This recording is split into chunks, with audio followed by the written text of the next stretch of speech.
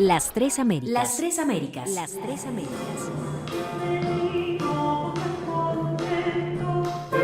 5 siglos de desarrollo musical en Hispanoamérica, Latinoamérica y el Caribe.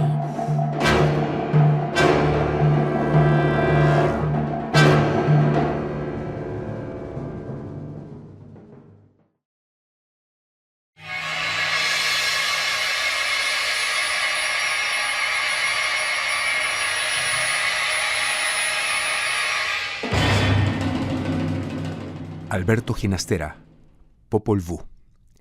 Se dice que los códigos musicales y literarios interaccionan entre sí y se retroalimentan mutuamente, enriqueciendo los discursos con su plurisignificación, desde una relación de complementariedad.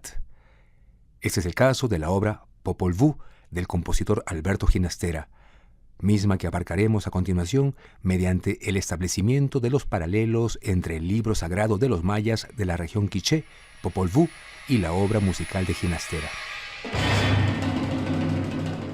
Historia de Alberto Ginastera y su relación con América Latina.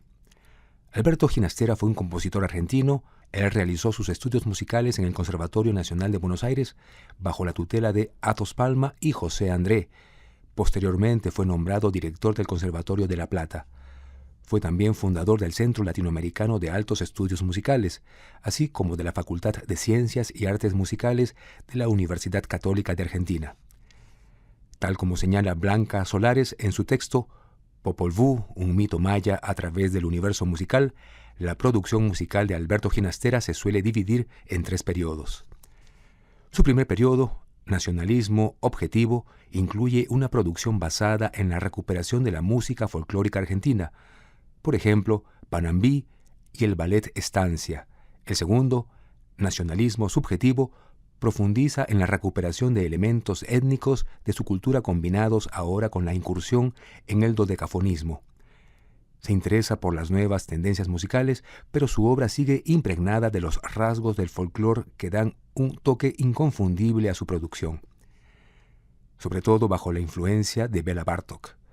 Luego de haber perdido su trabajo al luchar contra la política pseudocultural del dictador Juan Domingo Perón, con la ayuda de la beca Guggenheim, se instala en Nueva York. Uno de los momentos más importantes de su estancia en los Estados Unidos durante esta etapa fue el haber podido estudiar con Aaron Copland. El tercer periodo de su carrera, finalmente, se corresponde con la última parte de su vida. Su obra toma un contacto más profundo con las nuevas corrientes musicales predominantes después de la Segunda Guerra Mundial, la composición aleatoria y microtonal, el serialismo y la investigación de los efectos de la música en el espacio, principalmente impulsada por Pierre Boulez y Luigi Nono, también por un acercamiento más flexible a la técnica dodecafónica y una disminución de la importancia que hasta el momento había dado a los toques nacionales en sus obras. No obstante, tomando en cuenta su último periodo, conviene mencionar su obra El Popol Vuh, misma que realiza autoexiliado en Suiza, en donde sufre quizá una especie de desarraigo o de nostalgia que lo hace profundizar en las fuentes perennes del mito a través del símbolo musical, y mismo que lo lleva a una relación estrecha con América Latina. Tal como señala Blanca Solares, después de que Ginastera presenta la ruptura con su primera esposa y el reencuentro con la violonchelista Aurora Nátola, decide retomar en 1983 el encargo de Popol Vuh, que le hiciera desde 1975 Eugene Ormandy para la Filarmónica de Filadelfia. Esta será la obra en la que se concentrará en los últimos años de su vida, pues quizá, como comenta su hija Georgina Ginastera, necesitaba volver al inicio, por eso el Popol Vuh. El mismo compositor escribe: «Tengo la mente llena de ideas para escribir nuevas obras, algunas como el Popol Vuh, que me ronda desde la niñez». Historia de la creación de Popol Vuh de Alberto Ginastera.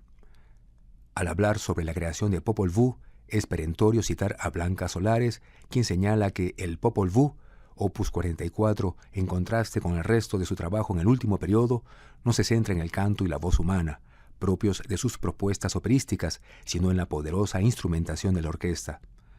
No es una pieza especialmente aclamada, dada su complejidad y las propias exigencias de nuestro músico.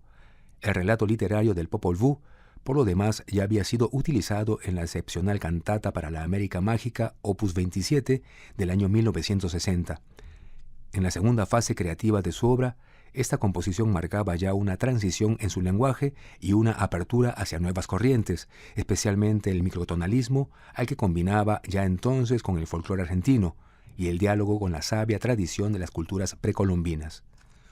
Se señala además que Mercedes de Toro, entonces su esposa, había trabajado en la selección de los textos y la adaptación del libreto, es decir, al hablar del Popol Vuh debemos de remitir inmediatamente a su cantata para la América Mágica de 1960, la cual mediante la palabra poético-musical remite a una tradición precolombina que, pese a la conquista, subsiste a través de sus libros sagrados y la persistencia aún en la actualidad de una cosmovisión en la que de manera misteriosa se resguarda la sabiduría del hombre religioso maya y el sentido recóndito de la vida humana.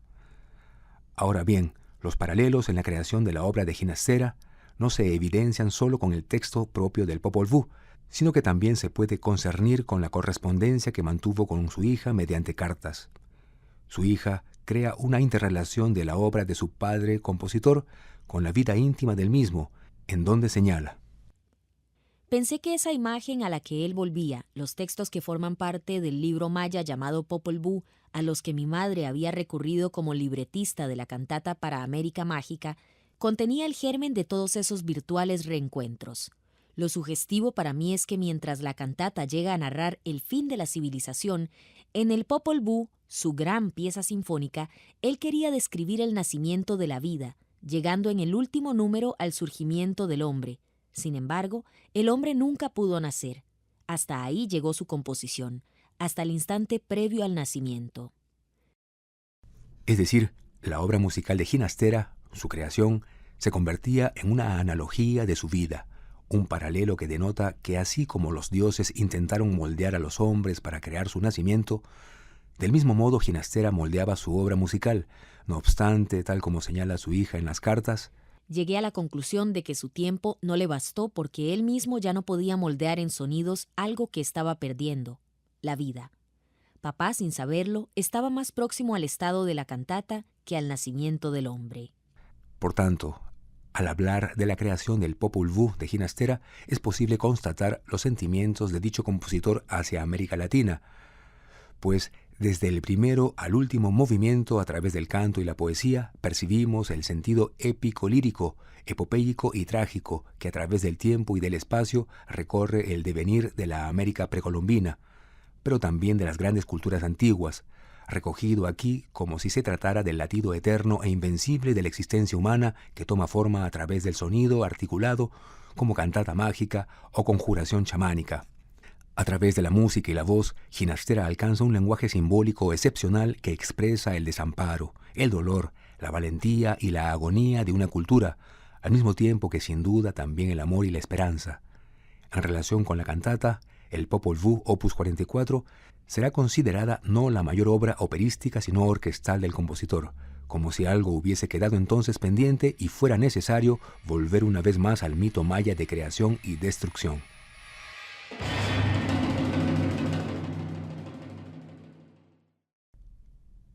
Estructura y datos de la obra musical. Ginastera comenzó la obra del Popol Vuh en 1975, pero la interrumpió. Volvió a recuperarla hasta 1982, muy cerca de su muerte. La partitura está proyectada en 8 partes, pero solo 7 están terminadas. De la última solo se cuenta con los bocetos. Leonard Slatkin, director de la Sinfónica de San Luis, decidió, sin embargo, que la partitura estaba completa y así ofreció la versión en 1989. Los títulos de las partes describen musicalmente algunos de los episodios centrales relacionados con la cosmovisión de los antiguos habitantes del Quiché, en Guatemala. La noche de los tiempos, el nacimiento de la tierra, el despertar de la naturaleza, el grito de la creación, la gran lluvia, la ceremonia mágica del maíz, el sol, la luna y las estrellas.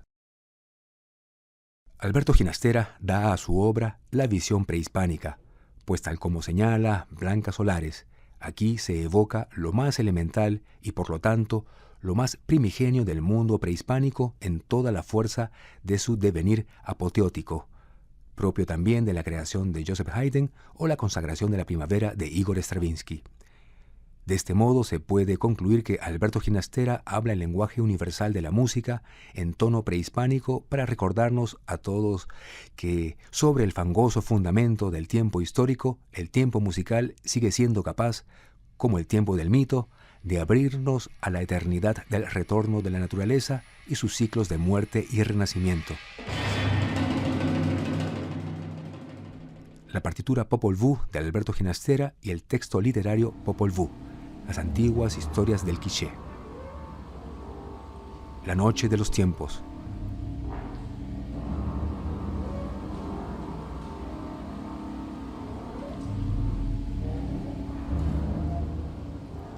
No había nada que estuviera en pie, solo el agua en reposo, el mar apacible, solo y tranquilo.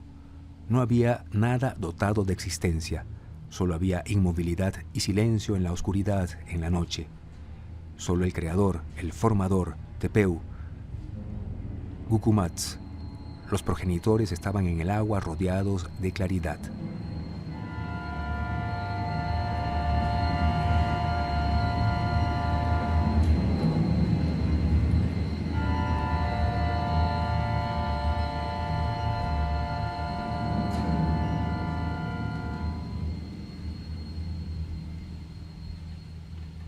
El nacimiento de la tierra.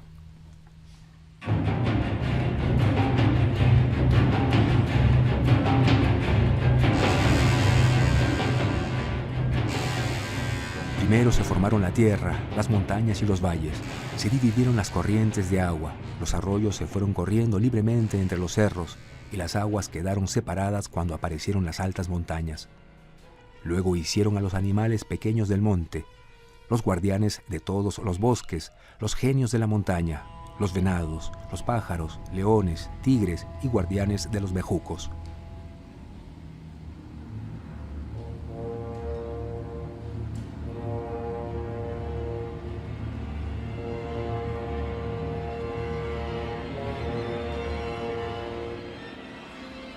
El despertar de la naturaleza. De esta manera los progenitores les dieron sus habitaciones a los animales de la tierra, y estando terminada la creación de todos los cuadrúpedos y las aves, les fue dicho a los cuadrúpedos y los pájaros por el Creador y Formador y los progenitores: hablad, gritad, gorjead, llamad, hablad cada uno según vuestra especie, según la variedad de cada uno. Pero no se pudo conseguir que hablaran como los hombres, solo chillaban, cacareaban y graznaban.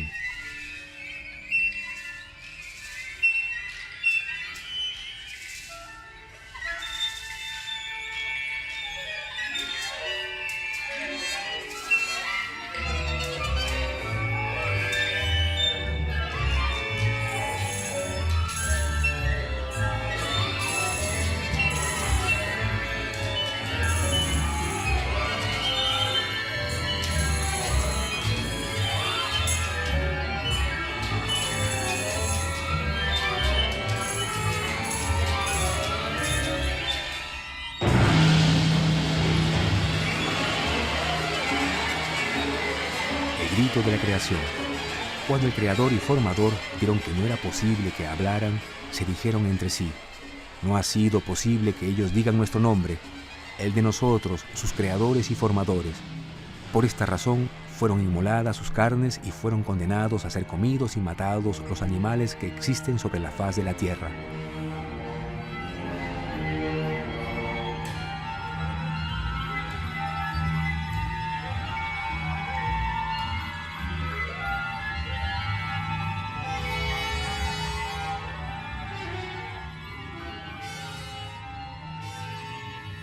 La gran lluvia. Cuando menos lo esperaban, vino sobre ellos una lluvia de ceniza que opacó su existencia. La ceniza cayó sobre sus cuerpos, violenta y constantemente, como si fuera arrojada con furia por mano fuerte y desde arriba. Luego los dioses dispusieron que la tierra se volviera a llenar de agua y que ésta corriera por todas partes y cayera en los abismos y los barrancos, y los rebosara y subiera sobre las rocas y los montes, y más allá de los picachos de las más altas cimas, y rozara el fleco de las nubes. Así sucedió. Esta inundación, que duró muchas lunas, lo destruyó todo.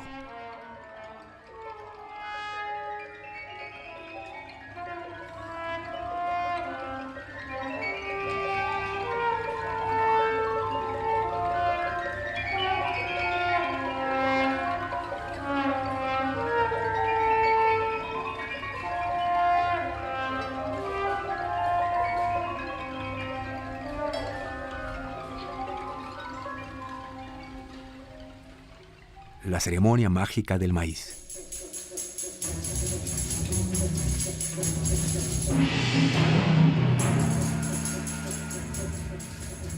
He aquí pues el principio de cuando se dispuso a hacer al hombre.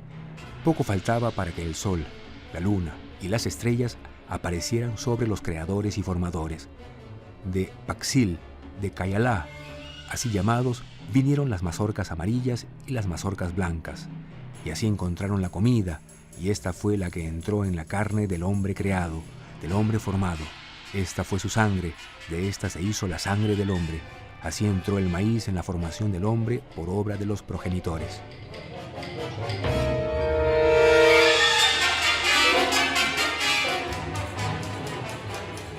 El sol, la luna y las estrellas llegaron Hunahpu e Ixbalanque hasta los señores de Xibalbá, quienes lo sometieron a muchísimas pruebas en la casa oscura, la del frío, la de los tigres, la del fuego. Muchas pruebas pasaron hasta que finalmente vencieron a los señores de Xibalbá en el juego de la pelota, y en el cielo están iluminando Hunahpu e Ixbalanque, sol y luna. Después aparecieron los hombres que habitan las tierras del Quiché.